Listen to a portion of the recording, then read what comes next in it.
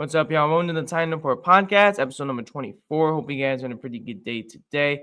Happy Friday. Hope you guys are having a good Friday today. It's the last day of October. It's a good day of October. It's good to see you guys on here, Titans fans. So, gonna talk about a lot about trade rumors going from the Titans to the Chargers and so on. And though after that, we're gonna go end with Major League Baseball tonight, Game 6 of the World Series. Talking about some NFL headlines this week to change things up. So, we do talk about some trades before we get into all the other stuff with the Titans as well.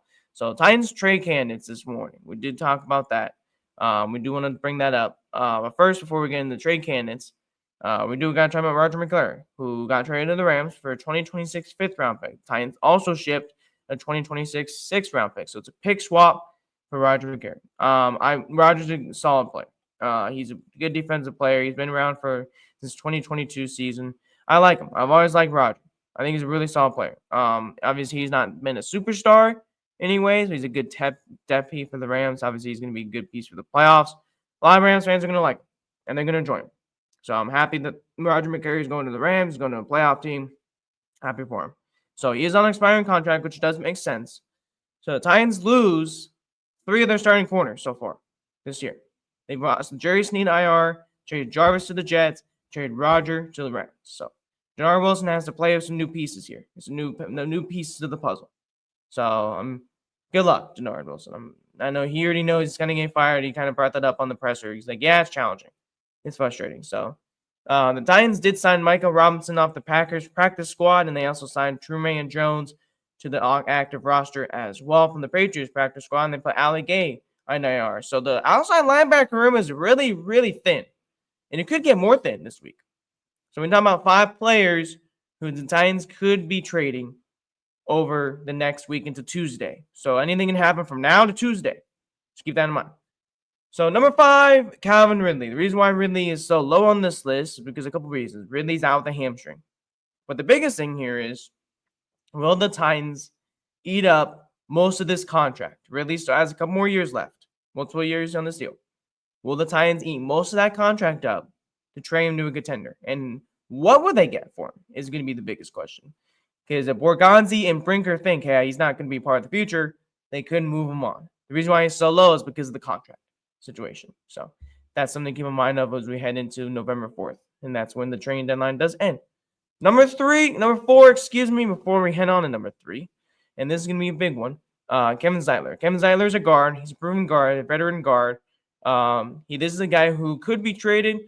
I don't see it really happening, especially with Cam Ward on the offensive line. Anything could happen.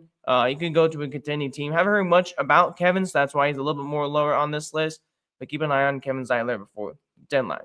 Number 3, and this is probably going to be the most realistic, heading up to number 1, Chig Okonkwo. Now, the reason why Chig could be traded is because Chig's a reliable tight end. Now, we haven't heard really too much on him so as late, but he's a cheap tight end. Last year of his deal. If the Titans don't think they're going to re-sign him, they drafted Gunnar Helm. They could move on from Chig before the deadline. I don't see it happening, but you never know.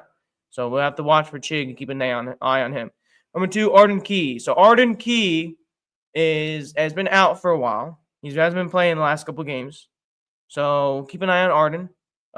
If he probably has a quad. If he gets back and healthy, the Titans could trade. So he has not practiced so far. The Titans, he has only $3.4 million left on his deal. Another guy, aspiring deal. The Titans can move on from him. That's one of the edge guys. So keep an eye on him. Number 1, Draymond Jones. This seems like the most realistic option at edge to move on from. Not in a bad way, but Draymond Jones has been the most productive guy at edge, most productive play on defense so far. Titans could move on from him to get a better draft, to get a high draft pick, probably a high 4th, maybe 5th round pick. So those are some of the players that the Titans can move on from. But also, this is something we got to talk about. So today, Spotrac brought this up. And they put potential Titans trade candidates, and they also put T'Vondre Sweat on this list. So T'Vondre Sweat, I don't think Titans should trade him. I don't think Titans should move on from him. I don't think they should touch him. But the reason why some people might think that way is because maybe something's going on behind the scenes.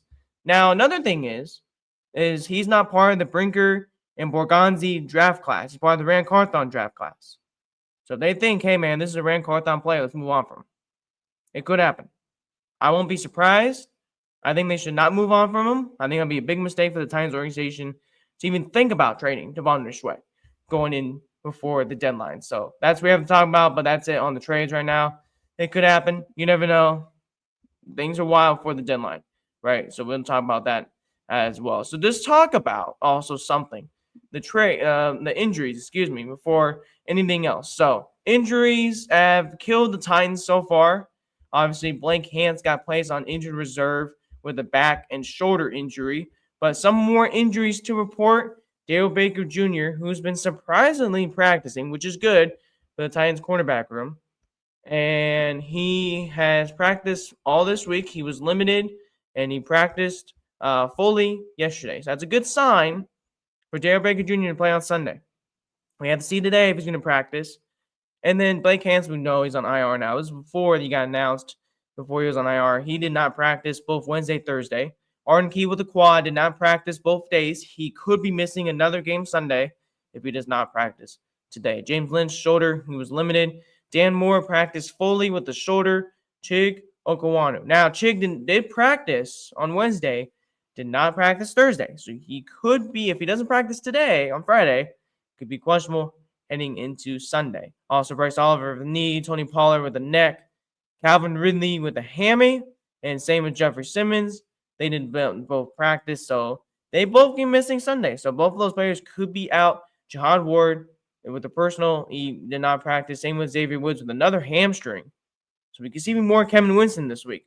And Kevin Zeitler restful. So that's the injury report for the Tennessee Titans this week. Before we talk about anything baseball, anything football the week this week before the Ravens game, my three things for the Tennessee Titans to get somehow a win on Sundays. Multiple reasons, but this is my three. Number one, we got to see how Cam Ward plays, right? So the last two Sundays, Cam Ward has had 250 passing yards for both games, right? I think Cam Ward, for the big thing on Sunday, is to see progress. He talked about this on Tuesday. He says, yeah, I feel like I've gotten progress. I feel like I've gotten better, right? Let's see if that transitions to Sunday. So the biggest thing is, if we lose, I don't care if we get, I would not like to get blown out. What I'm saying is, my whole point is, if Cam Ward, if we do get blown out, my biggest thing is, did we see progress from last week to this week about Cam Ward? That's going to be the biggest thing. I do want to say more plays from the Colts, though. The Colts game was probably one of the best games, one of the best first halves this year. I want to see more of that. Oh, let's see if Cam Ward does have a better game today. Number two, I want to get the run game going. I really want us to get the run game going. Finally, they got Tyjae Spears got going last week. They get Tony Pollard only had 44 yards on the ground. Let's get the run game going, right? I think that'll be a big thing against the Chargers defense. If we get the run game going, we slow them down just a little bit, that's going to be key for the win on Sunday. So that's something to keep in mind about. The rookies. Seymour DK had another good game Sunday. That was huge. I love what Seymour DK did. I mean, he's a guy who's starting to get going in this offense. Produce the ball more. That's definitely something to keep an eye on. So that's part 2A. The last thing is, I think the biggest thing, number 3, we got to slow down Justin Herbert. Justin Herbert has good weapons. The Chargers, I'm calling Keenan Allen a great weapon. Ladd McConkey, Quinton Johnson. So even their tight end, Ordway Gassian, if I've said that wrong, but he's also been a good weapon. He's had 2 touchdowns in the last 3 games. So the Chargers have weapons around Justin Herbert. The biggest thing is the Titans need to contain him. The biggest thing is Jeffrey Simmons, if he's going to be missing Sunday, Devondre Sweat's going to be right there along with James Lynch, the edge guys. If Arden Key's going to be out Sunday, Draymond Jones, Jihad Ward, we got to somehow get pressure to Justin Herbert to force those throws that he does not want to. The Titans also need to get turnovers. So those are my 3 things on Sunday that we really need to take care of before we face the Chargers. Chargers are a good team. Chargers are one of the underrated teams in the NFL right now. They're 5-3, sitting right there with the Chiefs. Now the Chiefs play Buffalo this week. They're also 5-3. If the Chargers get this win and the Chiefs lose in Buffalo, that'd be a big win for the Chargers. The Chargers are on a great path right now to succeed. So the Chargers are hot. They got a big win last week against Minnesota. And next week, they're playing the Steelers on Sunday Night Football. The Chargers are trending in the right direction.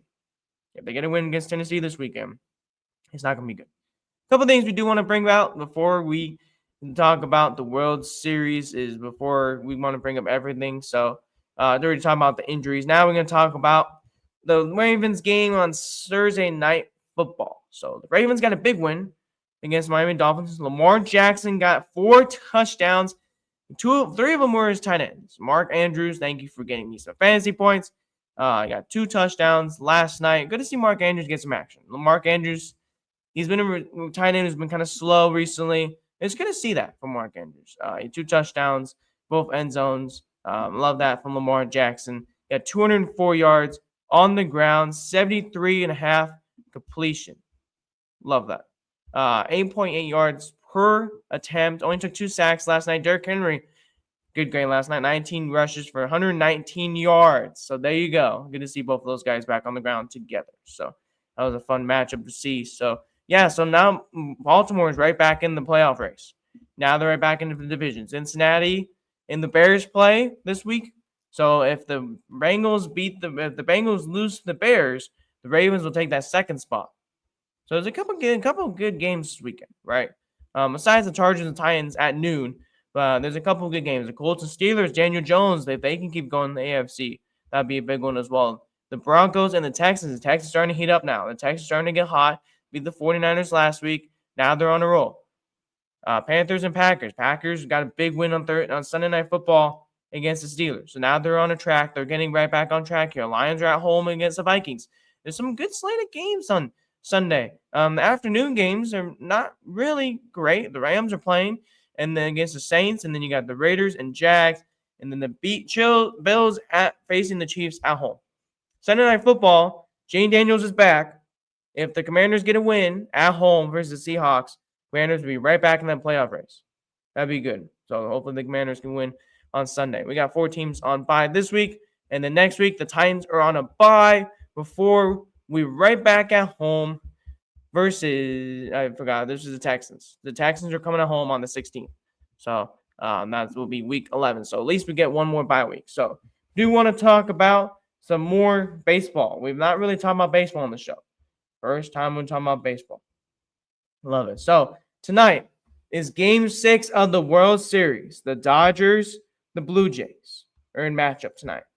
A couple of big things. Yamamoto, who already had a shutout against the Blue Jays. He had 2 shutouts this postseason. He's pitching tonight. He's had a really good World Series. 3-1, 1.5 ERA, 26 strikeouts for the postseason. Now, this is win or go home for the Dodgers, basically.